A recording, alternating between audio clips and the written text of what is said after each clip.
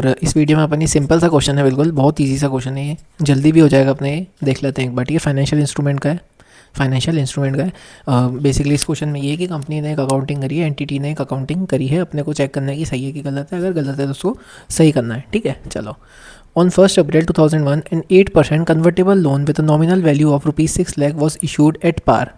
It is redeemable on 31 March 2005 also at par. सब पार पे है, ठीक है।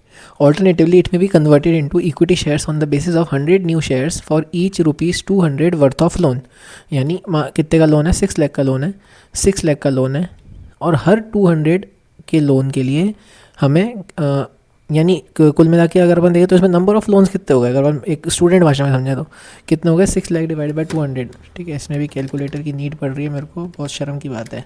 चलो 3000, ठीक है, 3000 हो गए। 3000 एक तरह से क्या होगा? 3000 नंबर ऑफ लोन्स हो गए। तो इसमें क्या बोल रही है? 100 new shares each for ₹200 worth of loan, यानी कितने शेयर्स हो जाएंगे इसमें टोटल? 3 लाख शेयर्स, ठीक है। 3 लाख शेयर्स टोटल हो जाएंगे, ठीक है। चलो, लिखा ना यहाँ पे, on the basis of 100 new shares for each ₹200 worth of loan. तो ईच रुपीज़ टोटल 6 लाख का है, तो ₹200 के कितने लोन हो गए? 3000 लोन हो गए, और हर एक के लिए अपने को 100 न्यू शेयर्स मिलेंगे, तो 3 लाख शेयर्स हो गए। चलो, an equivalent loan without conversion option would have been carried interest of इतना, तो ये क्या हो गया? 10% मार्केट इंटरेस्ट रेट हो गई, ठीक है। Interest of ₹48,000 has already been paid and included in finance cost. क्या मतलब हुआ इस चीज़ का? इस सेंटेंस का ये मतलब हुआ कि ₹48,000 का ये हमारा P&L अकाउंट है, ये हमारा P&L अकाउंट है, ठीक है। तो इसमें कह रहा है कि ₹48,000 का एंटिटी यहाँ पर टू फाइनेंस कॉस्ट लिख चुकी है, to finance cost debit side, expenses side, ठीक है। ये अपना P&L ऐसा दिखता है, ठीक है। यहाँ पे टू में फाइनेंस कॉस्ट के नाम पे 48,000 कंपनी कर चुकी है। क्या ये सही है या नहीं है? ठीक है, चलो अपने को ये देखना है।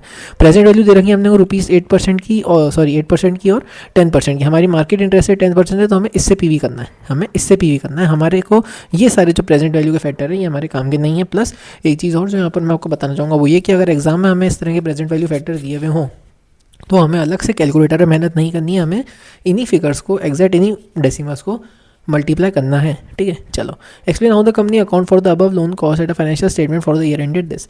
तो बेसिकली क्या हुआ, अपन सबसे पहले इसमें क्या करेंगे? फेयर वैल्यू निकालेंगे। कैसे निकालेंगे फेयर वैल्यू? जो भी कैश फ्लोज हैं उनको पीवी करेंगे, किस रेट से? इस रेट से पीवी करेंगे। फिर अपन बनाएंगे एक अमोर्टाइजेशन टेबल। अमोर्टाइजेशन टेबल में अपन क्या लिखेंगे? यहाँ पे डेट लिखेंगे, ओपनिंग, ठीक है। यहाँ पे लिखेंगे इंटरेस्ट, यहाँ पे लिखेंगे रीपेमेंट, अगर कुछ है तो रीपेमेंट यहाँ पे आता है, यहाँ पे आता है क्लोजिंग। तो यहाँ पर जो इंटरेस्ट आएगा, ये वाला इंटरेस्ट जो होता है, ये जो इंटरेस्ट कैलकुलेट होगा, ये आना चाहिए असल में हमारे P&L अकाउंट में, क्योंकि ये वाली हमारी इंटरेस्ट कॉस्ट है, हम इसी की तो एंट्री करते हैं। ये interest cost P&L to loan दिस करते हैं ना अपन अमोर्टाइजेशन मेथड में। जब अपन अमोर्टाइजेशन टेबल बनाते हैं, जब अपन एंट्रीज करते हैं एज पर अमोर्टाइजेशन मेथड, यही एक तरह से। तो अपन यही करते हैं, इंटरेस्ट की एंट्री को कैसे लिखते हैं? Finance cost account debit to loan, right. Loan credit होता है, फाइनेंस कॉस्ट डेबिट होती है, यानी फाइनेंस कॉस्ट कहाँ जाती है? P&L में जाती है, यहाँ पे आती है। इसका मतलब यहाँ पर जो इंटरेस्ट जो कैलकुलेट होगा, इंटरेस्ट यहाँ पे जो कैलकुलेट होगा कौन सी रेट से? मार्केट इंटरेस्ट रेट से। वो वाला इंटरेस्ट एक्चुअल में as per Ind AS, as per rule company को P&L में लिखना चाहिए। क्या वो अमाउंट 48,000 है? ये हमें देखना है। अगर नहीं है तो हमें करेक्शन करनी होगी। 48,000 का कंपनी ऑलरेडी P&L में इंटरेस्ट लिख चुकी है। चलो, the loan is convertible at ₹100 new share for every ₹200 of loan. Here we have to check interest calculated as per entity matches with the Ind AS calculation or not. 48,000 amount, and if not we have to correct या rectify it. For discounting we will use 10% present factor, 8% PV का factor जो है वो relevant नहीं है, ये अपन ऊपर बात कर चुके हैं ऑलरेडी, ठीक है। Here firstly we will calculate the fair value of the loan and equity component and will calculate the finance charges as per amortization table to check the company's calculation, ठीक है। यही मैंने आपको ऊपर बताया, वही मैंने यहाँ लिख रखा है रेफरेंस के लिए, अगर कोई सिर्फ PDF से पढ़े तो उसके लिए। चलो, अपन निकालेंगे सबसे पहले प्रेजेंट वैल्यू अपन कैसे निकालते हैं? पीवी करते हैं अपन किससे? मार्केट इंटरेस्ट रेट से। किसको? कैश फ्लोस को, ठीक है, कैश फ्लोस को। चलो, ईयर आ गया, ईयर 1 2 3 4 5, ये सारे ईयर्स हैं इसके। 2002 में चेक कर लेता हूँ मैं एक बार। ऑन 1 April 2001 को इन्होंने इशू करा है, तो अपन आ गए 2002 में। हमारा फर्स्ट ईयर का एंड होगा 31 March 2002 में, तो यहाँ पे हमने 2002 3 4 5 ये लिख दिया, क्योंकि यहाँ पे तो क्या ये रीपेमेंट हो रहा है, इसलिए यहाँ पे मैंने 5 दो बार लिखा। ये इंटरेस्ट वाला अमाउंट और ये रीपेमेंट वाला अमाउंट। कहीं कहीं पे आपको बुक में 6,48,000 भी एक साथ लिखा हुआ दिख सकता है, क्योंकि मल्टीप्लाई दोनों एक ही पी फैक्टर से हो रहा है।